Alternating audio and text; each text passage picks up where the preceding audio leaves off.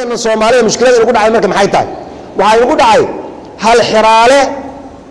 aan la furi kareynin oo si aqli haddii aan loo fiirinin inuu bilaash soo baxayso aqoorta loo geliyay waxa qoorta loo geliyay ummadani waa ummad isku mid ah hamurmina hay iskhilaafina waa tabar yaraynaysa asaasa leeyahay waxa mushkilada ugu noqotay waxa la yiraahdo qabiilka oo quraanku ugu talagalay in li taaruf la isku aqoonsado bas ah oo inta aan loo dhaafaynin yaa waxaan ka dhignay booskii ummadu ay kaga jirtay inay ummad wada noqoto intii la kala baxay qabiilka dhigay markaas mushkilada waxa imaatay si loo xalliyo algaran laayahay oo qofka madaxa laga dhigaayo ama madaxa inoo noqonaaya waxa lagu ciraaba marka ugu horeysaba waxaan hore dadka u wadeynin oo qabiilka la fiirina qabiilkaas marka qabiil la fiiriyo qabiilku Soomaalideenan odayaasha qabaa'ilka xukuma ee ugaasde ama malaaqde ama ismde hogaamiyaasha ma jirtaa markii la magacaabayo ama madaxweyne ama ra'iisul wasaare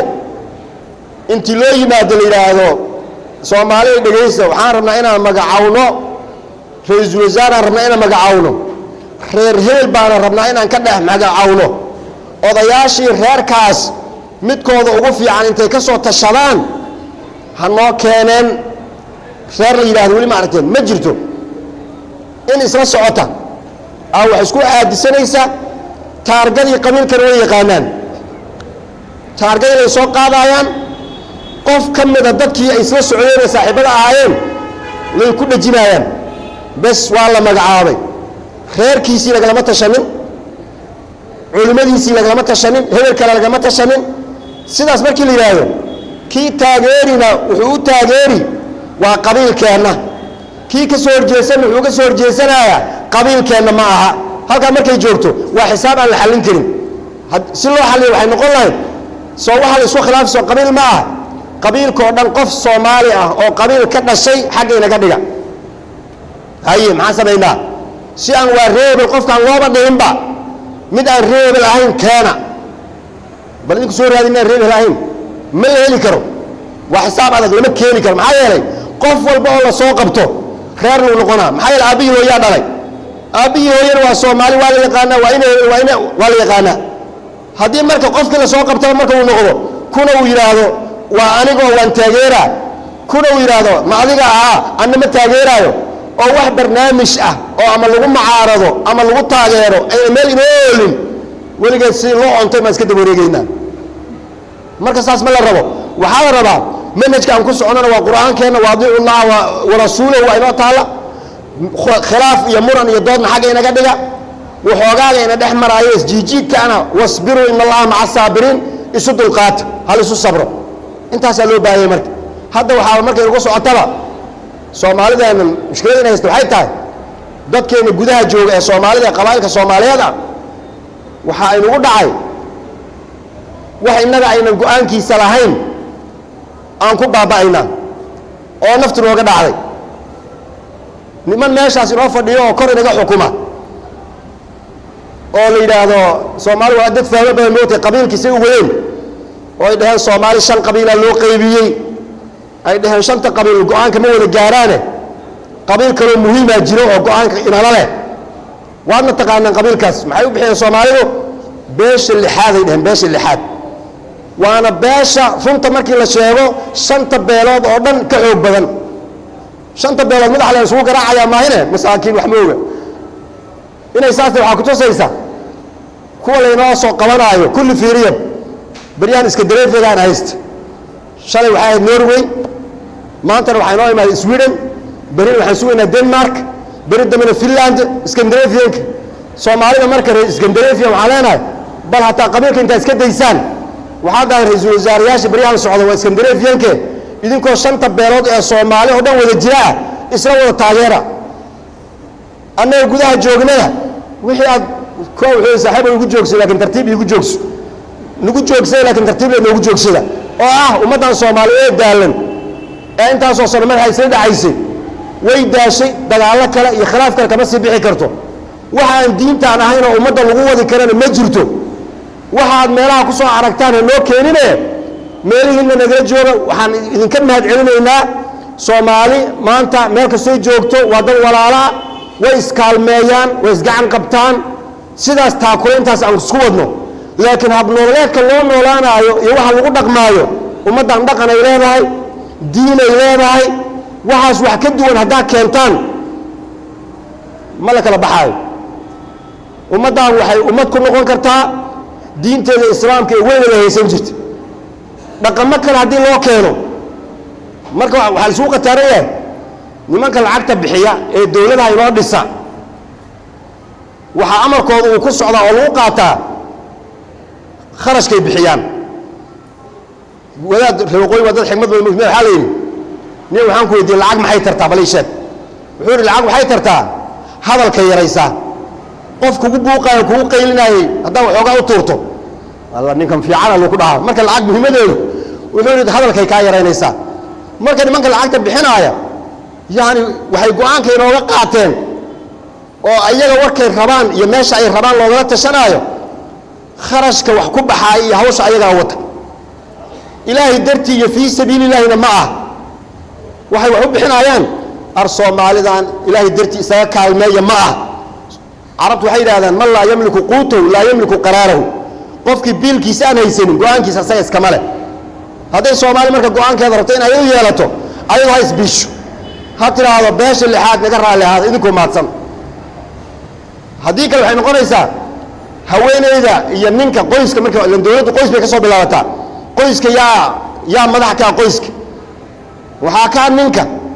muxuu madax uga noqday ninku wuxuu uga noqday biilku bixiya wa bima anfaqu min amwalihim xoolo bixiya hadduu xoolaha bixin waayo odaygu guriga iska hadduu xoolaha bixin waayo gurigii inuu taliyo masuurtagale taas inaga hadda waan roonay Soomaalida gudaha ku jirta laakiin aad u fahmaaya kuwa banaanka jira guriyaha banaanka ka dhisan odaygii iyo islaantii iyo caruurtiiba waxa laga yaabaa biilka inay dawladaha ay la joogan ee ragalbeedka inay biilka ka bixiyaan islaantii markay aragto biilka inuu lacagta u soo dhacayso odaygiina kiisiisa u soo dhacayso caruurtiina u soo dhacayso odaygu wuxuu oday ku ahaa oo looga dambeyn jiray oo islaantu ay amarkiisa u qaadan jirtay biilku bixin jiray hadda muxuu ku xukumaa markuu yiraahdo saas yeel war ayaga leexaylahay saas ma yeelay oo maxaa jiro soo yeelaysay oo mobil baad la siisaa ma dawladda ayna wada biisha labadeennaba markii maxaa aniga ugu amarku taagleen markii maxaa aniga xukume ma soo zawjkaagi mi oo saad ku tahay zawj hadda tahay adina maalinka jikada gal ana maalinka gala biilkana inoo soo wada dhaco qartab qortan isku jira marka waxaan ka wadaa beesha lixaad waxay inagu xukumaysaa hadda wax kale ma wa bima anfaqu min amwalihim wa xoolaha ay bixinayaan ay kolbayna ugu soo qabanayaan kay rabaan wa bima anfaqu min amwalihim laakiin waxba inuu ogeyno Soomaalidan diinteedan islaamka iyo sida ay tahay